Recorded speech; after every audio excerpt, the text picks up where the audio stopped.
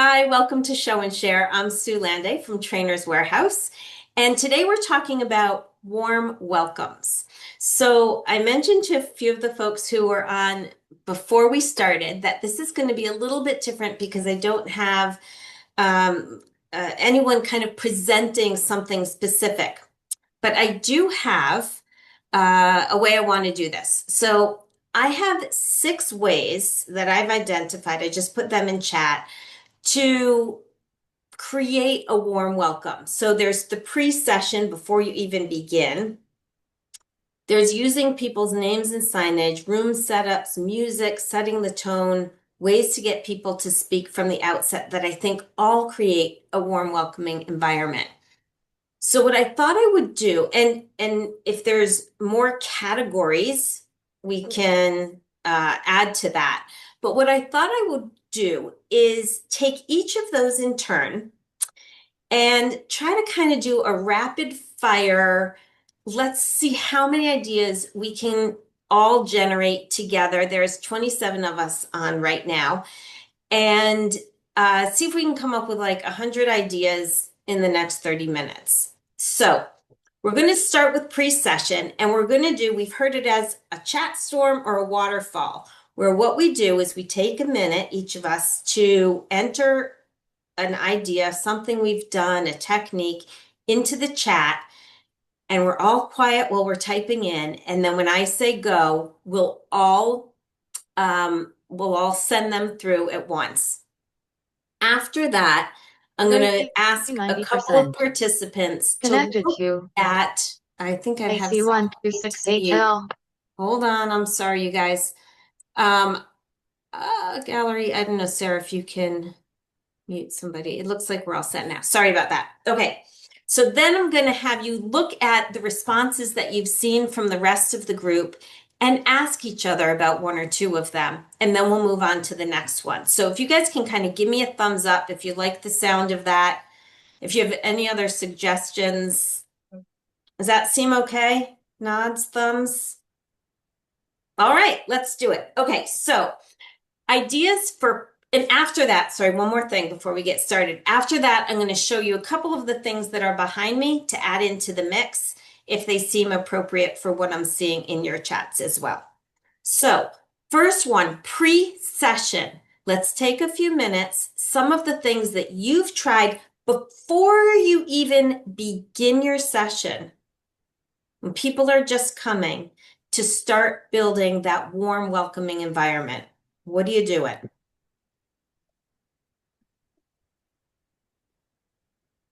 Hold on, I'm going to tell you when to hit send. We're going to do this as a chat storm.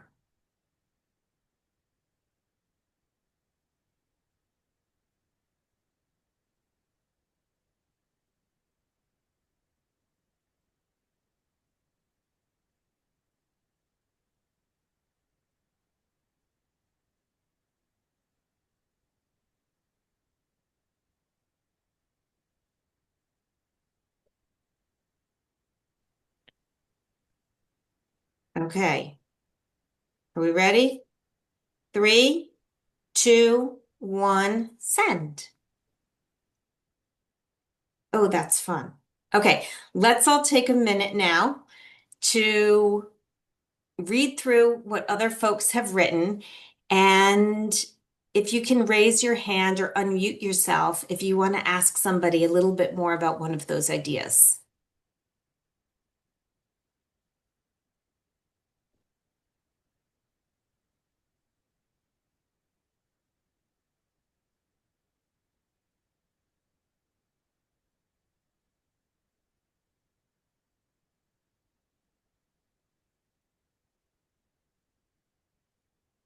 Okay, who do we have who wants to ask a question? Yeah, Rob. I see Tolu Noah has an entry on there about a pre-session creating a web page that has a ton of information that looks like welcome video, information, what to expect. I'd never considered that because there's so many varied questions and you could just dump so much onto that. I'd like to hear more about that. Would you Yeah, and mind sorry, telling us? yeah, no problem. And I am off camera because I've been up since 2 in the morning, so I'm a little tired. Well, thank you for Um, being here and thank yeah, you for no, happy to sharing. be here. It's my first time. Yeah, so basically, I have a dedicated web page. It includes a video of me just saying, hi, I'm looking forward to meeting you, things like that. There's also like a what to expect section, and this is something I work in higher ed, and we've been doing more of this, like making sure people have all the information they need beforehand in terms of like there's going to be group activities or there's going to be breakouts so that they can be prepared in advance. And then I also include, like, if we're going to be using any tools like Padlet or Mentimeter or anything like that, I'll include an activity on the webpage that they can do that will serve to help me both get to know them and help them get familiar with the tool. So I might ask them to like add a post to this Padlet board introducing yourself, and I'll have the directions for how to do that. That way, when they come to the workshop, they already know what to do and how to use the tool. And I plan to, moving forward, I want to also include a section specifically about accessibility, just things that people can expect in terms of if there's going to be captions available or breaks, so that once again, they have all of the information they need. Thank you. Mhm. All Could right, who else would like to ask a question? could you ask Tolu to put a post in chat about her book? I'm trying to read her book title. I'd like to see a post about her book. Would you do that for us? Sure thing. All right. And how to get to your website. I want to come. Thank you. All right, who else has a question about something that they just read for our first set of suggestions?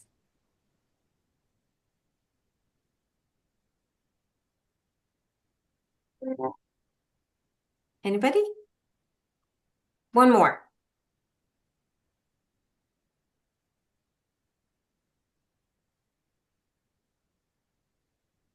All right. I just have a question for the recording. Susan, is the chat accessible at the recording? When we play this back, will the chat be viewable? I don't know how to do that, but I will supplement that. If not, would you mind just quickly reading through all of the items, or like a quick overview of the items, or Yeah, I'll synthesize them. If they're not part of the a recording, slide or I'll something still for kind later? of put them together as a post or an email or both. Okay, Although thank Okay? you.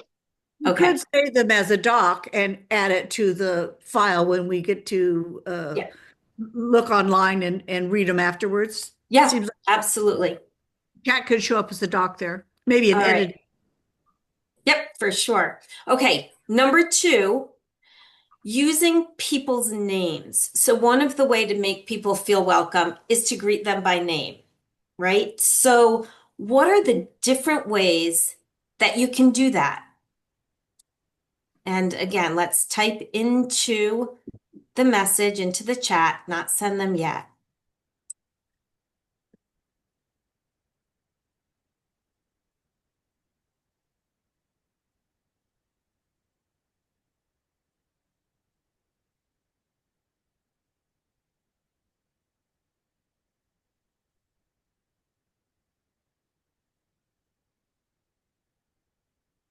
All right, 3, 2, 1, send.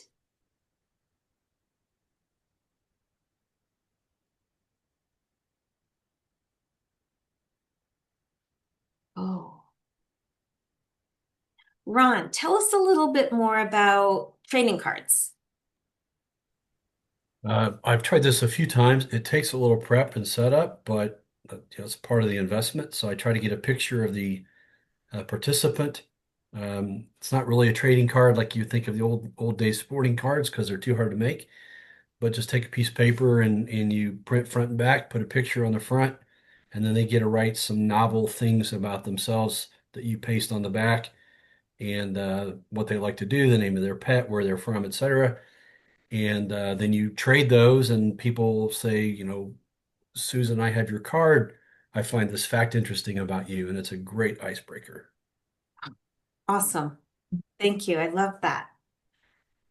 Any other questions for one another?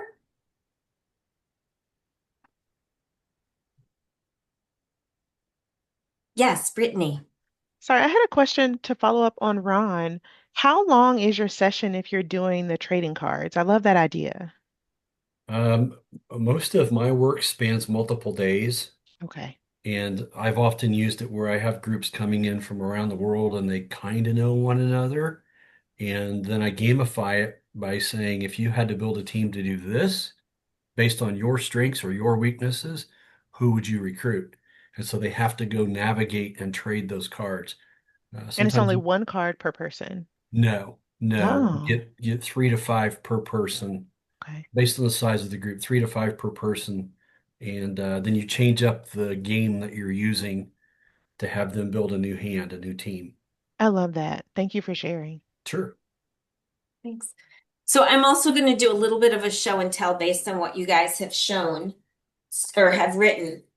Um, and so on these dry erase tent cards, kind of a really nice tool that people can put a name on one side and illustrate on the other. There's two sizes of these.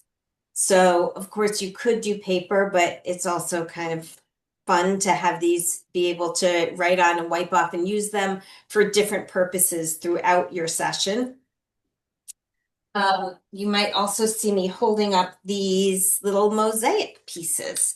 So was reading about people having, either on a puzzle piece or on their tent, different things about them.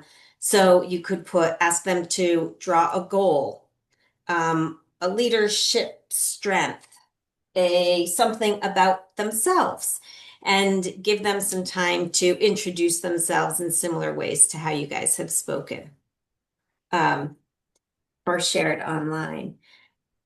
Any other questions either about this? I did see a question about our last the pre-session. Who was it who suggested the hugs, the hellos and the hugs?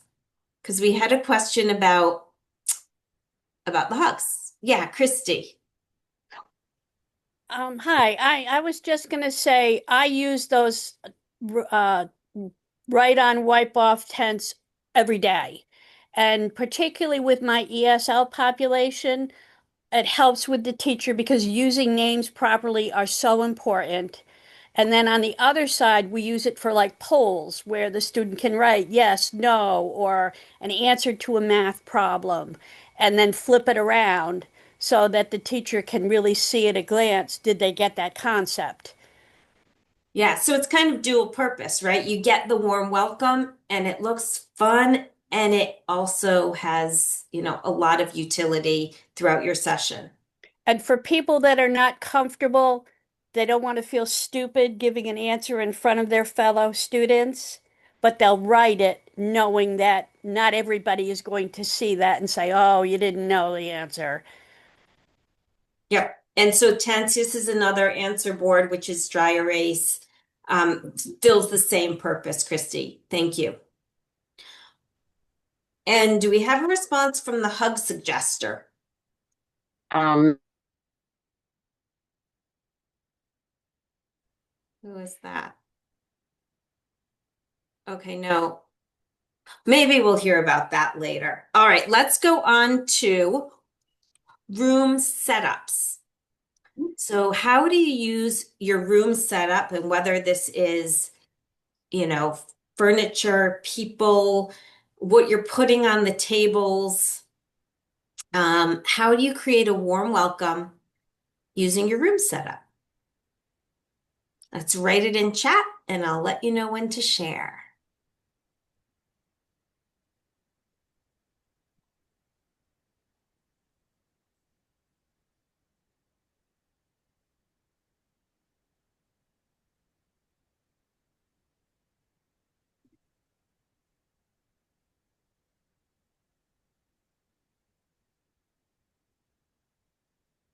Okay. 3, 2, 1. Let's share. Okay. Oh, Rob, you're making it colorful for us here. Tons of colored markers, fidget toys, pipe cleaners. It looks fun. Tell us a little bit more kind of about your goal and how you kind of decide what's where. Well, we kind of decided, again, I'm not getting into the table setup because sometimes we're just limited, but I have found that if people walk into a sterile classroom, it seems like everybody just sits up, they're serious, and they're just waiting for something to happen. But if you got a bunch of toys and just things on the desk, and I mean scattered all over the place that they can grab and touch and play with, I think it loosens people up. They're more willing to engage and just let their guard down a bit. And again, back to your earlier question, that's when I kind of walk around the room asking their name and kind of getting to know them before everything starts. So I think to make it more informal, easier to learn, I think is what I'm trying to get at. Great. Yeah, Nora. I want to add value to Rob's, which is please call them tools, not toys. Your auditor will have a fit.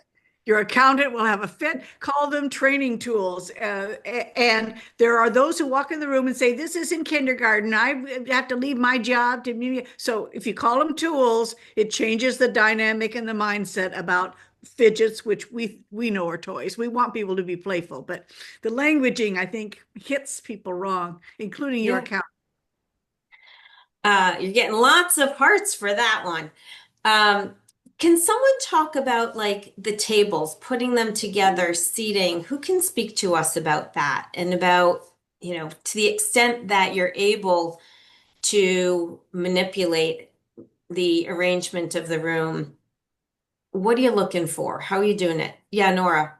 One of the things I make sure is no backs to the front. I have a little sign. I put a chair in the front with the back to the screen and to me, and I put a sign on it that says, "This seat reserved for the facilitator. No backs to the front, please." That way, no one comes and sits in that chair and has their back to the front. And then I do move around. And when I join a table, instead of hulking over them, I actually sit in that chair like I'm joining the group. So it doesn't feel as intrusive and they keep their conversation going. So it saves me a seat, but more importantly, no one sits with their back to me. Anyone who walks in the room and sits down with their back to me in the screen is declaring they do not intend to pay attention today. And so I don't want to get into that fight. So it's preventive rather than corrective is what it is, as Pike would say. I love it. Other questions for your colleagues? Yeah, Rob. I see Ron says no chairs to start. I was curious about that too. Ron, talk to us. My preference is if I have help, if I have an assistant, this goes far easier. If you're solo, then you got to ask for help. But I like to clear the room. I like to get the tables off to the side and there are no chairs. And we start our meeting by walking outside for 10 minutes. And we just observe what's going on outside. Hopefully that's good weather. And we're not necessarily talking about content. We're just having a talk and a walk. If you put chairs in, the first thing people do is they go missile to a chair. Just get rid of the chairs. You can roll them back out later. Interesting. And as you said before, you have enough time to create that, right? Yeah, Over multi-day. if you have an assistant while you're out on your walk, then they can reorg the room while you're out until you come back. Rachel, can you talk to us about food?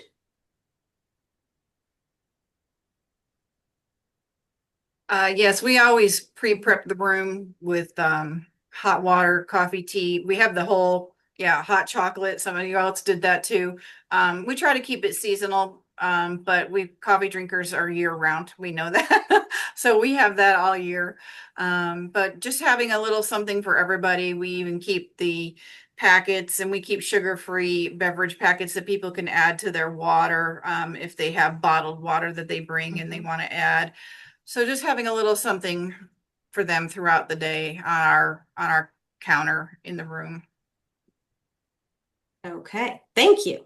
Thank you, thank you. Okay, so we're at about 20 after. We have 3 other topics that I had put on my list originally. We have music, setting the tone, and getting people to speak.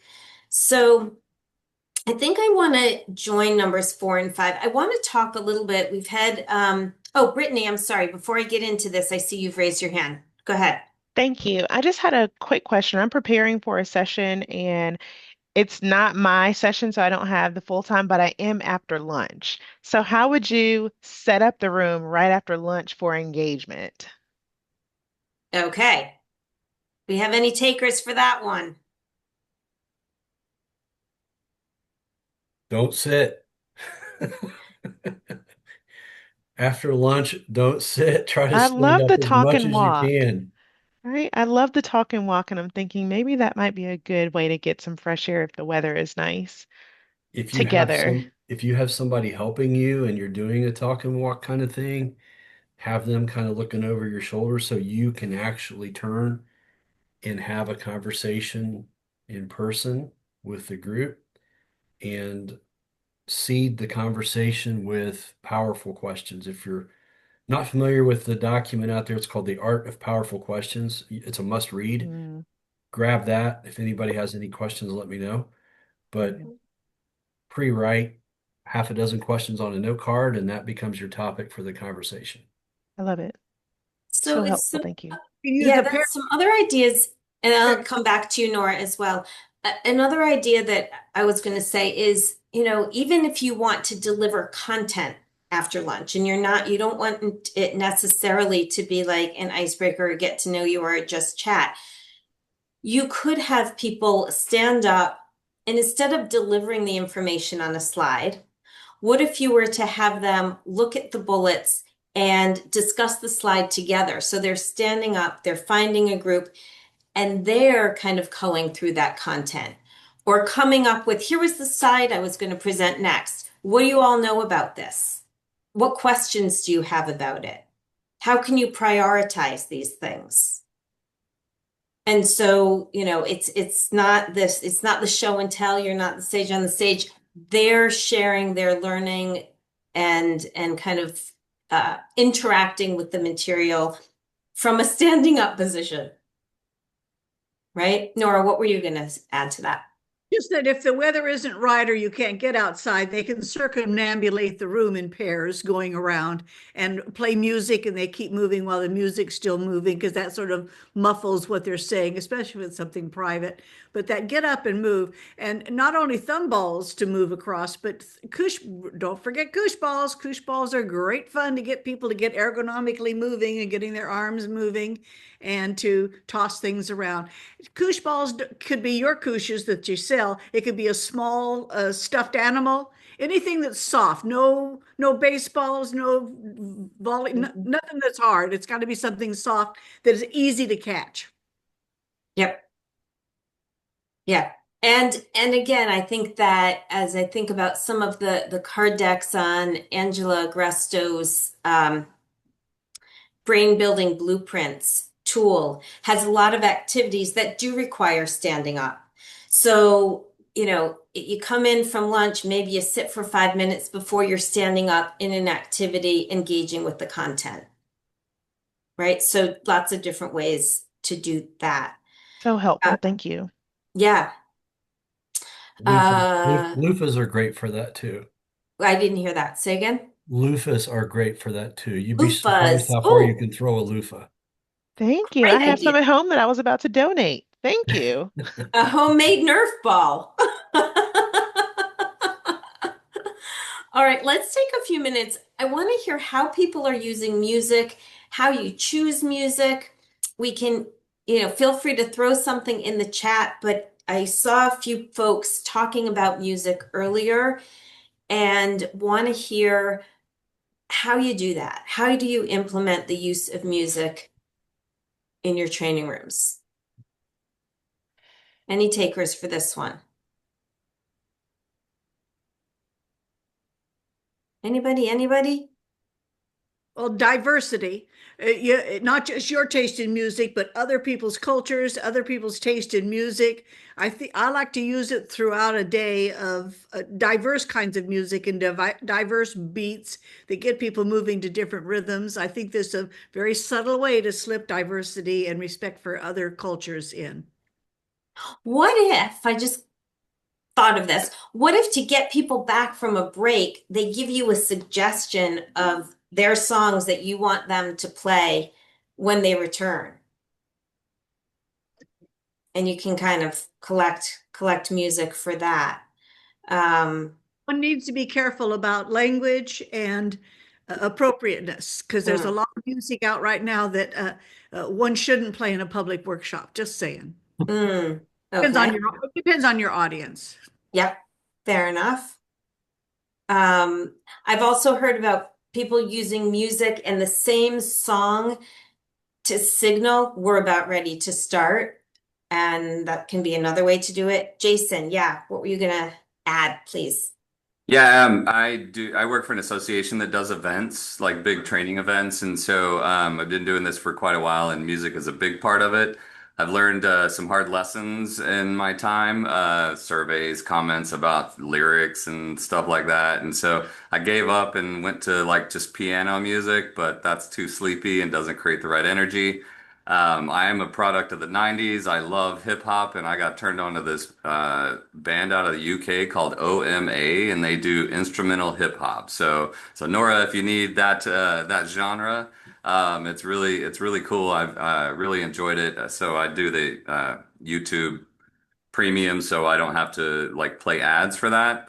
I also, when I can, like to use walk-on songs. So if I'm about to introduce a speaker, I'll have like the instrumental going during the break, but then I will, if they have a walk-on song, I'll pump it up really hard for like a minute or two, or if I have time, do the whole song if I'm not going to get in trouble with it. And it's louder, it's raucous, but when you turn it off and you're ready to introduce that person, it just kind of sets the tone or the stage that, hey, we're back to business here and it's time to go. Would you put that OMA reference in chat for us? Just You did. bet, will do. Yeah, I put it in, but if you have a link to it, that's great. Great, great, great. Any other contributions about music before we move on? Okay. Our last thing was going to be ways to get people to speak from the outset. I know that we've talked about that in the past. And before we do, there's one other tool that I wanted to share based on what we've talked before, but these are floor or table stands that you can either, hey, Benita, this is for you, welcome people by name, have clear directions. And if you don't want a table stand, but you want it for the floor, we have an extendable pole that lets you put this on the floor, put the same sign in. Oh, here it is. Here's the long temple. And it stands back in the space. So, this is a 5-foot stand. Okay, we can't see it. Okay. Anyway, so that's another tool at your disposal. Oh my gosh, it's like way up there now. Ooh, I've got to compliment you on the way you're sharing products today. This is really exceptional. I don't know. This is for you. Showing us what resources are available. Okay, it's 1/2 past the hour. Let's kind of do show of hands if you want to get a few tips on getting people to speak right from the beginning. I think that the research shows if we can get people to talk in the first 5 minutes, they're more likely to keep talking and contributing. Should we keep at it or you guys need to wrap it up? Okay, let's do it. Let's do it. Okay. Ways to get people speaking from the outset. Let's get them into chat. And if there's any folks who want to share right now, otherwise we'll just have a moment of quiet while we type.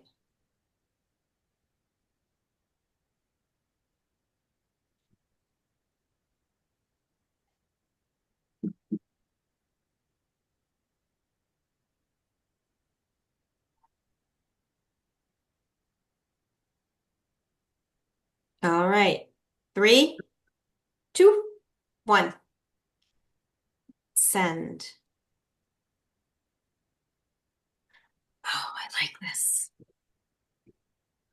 And I'm realizing also that as we've gone through those ideas of having people draw something and introduce themselves on tent cards and answer boards, we've already talked about several ways walking into the room and introducing yourself to people and getting them standing up instead of sitting down. Want to just bring those points to the front of the front of our thoughts. All right, let's take a look at the chat storm and feel free to ask one another for any clarification about their ideas.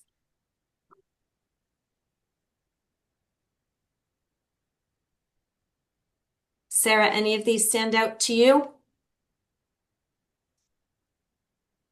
Oh, Gordon. Sorry, I'm just jumping in. I don't see any hands raised yet, right? Gordon, random photos, choosing from them, and why they chose it. So my question about this is, are you, when they're choosing a photo, what's the prompt that you use to do that? What kind of photo are they looking for? Is it just random, or are you saying that reflects XYZ? Yeah, so it's a picture, excuse me, of usually like I have like cities, I have people playing games, I have families, campgrounds, things that people will enjoy, things that people do usually as a hobby, and I just tell them pick a picture that you like or that you feel is relevant to your life. And then I ask them, so this is usually for like a lockout, tagout safety training, and I'll have them choose that picture, and then we go around and I say, so why did you pick that picture? And the learning outcome is usually, or the objective is that we all have something to live for. We all have something that we can enjoy, and you learn something about people. You learn that they love to ride a motorcycle, and like you don't look like a motorcycle person. I find that it opens them up to sharing about themselves. An easy win because they know themselves, and usually I often get people who want to pick more than one picture. I'm like, one photo, only one. But I find it really works. Excellent. Thank you. Any other questions or comments for one another? I'm also thinking, as just we're having this conversation, that even just I saw Nora wrote the pair and share, where either people are standing up or at the desks. Even when they turn to each other in the quiet room that's sort of focused on a presenter gets transformed really quickly into noise is welcome. I take these yoga classes and I hear the yoga instructor every so often say, like, let's break the sound barrier. Like, let's break that norm of thinking that we need to be quiet. This is a contribution setting. We're all going to talk and be part of it, not, I'm presenting and you're listening. So creating that vibe at the start is really nice. And Gordon, thanks for that suggestion. Eunice, 4 corners. I like that. So you could probably do 4 corners based on interests, right? Or on goals for the session or topics. Do you want to say a little bit more about that?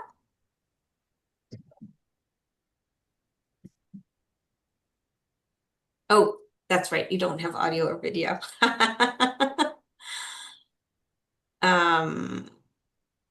Lori, yes.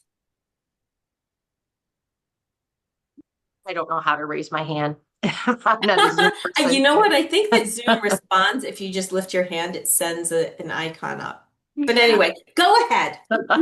I don't know who said it, but the person that said, get some things from Goodwill, just random items, and just put them on the table, and then they make up a story about it. I think that is fantastic.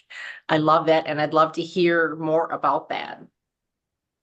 Sure. I feel like I've worn out my time on the mic here. It's all good. I've used Thank this I've used this both in professional facilitation as well as a classroom, college classrooms where I've taught before. It takes a minute to go to Goodwill and just buy, I don't know if everybody has Goodwill in their town or not, but secondhand store or whatever, and spend 25, 30 bucks on a stack of stuff that you don't fully understand. I had a Berlitz translator and a cheese grater. I had all kinds of crazy stuff.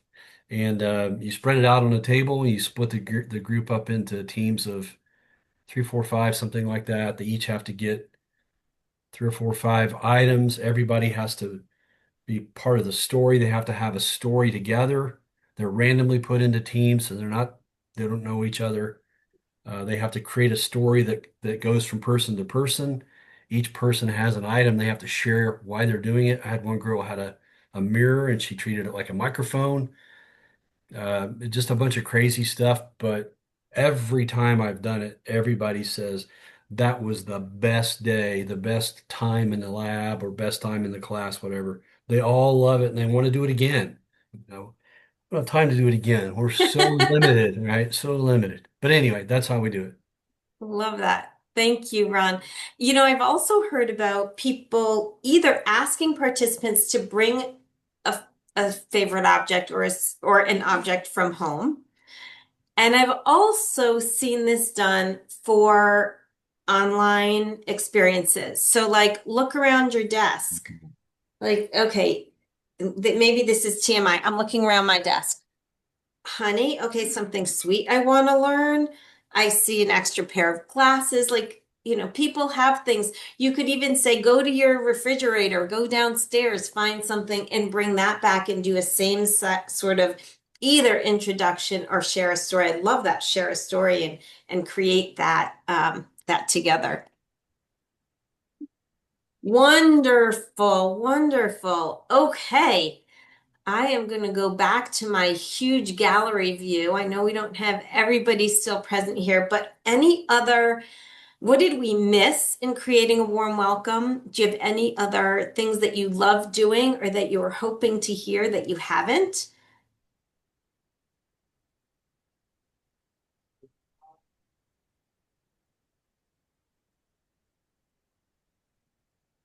All right. Well, if not, I'm going to thank you all for these amazing contributions.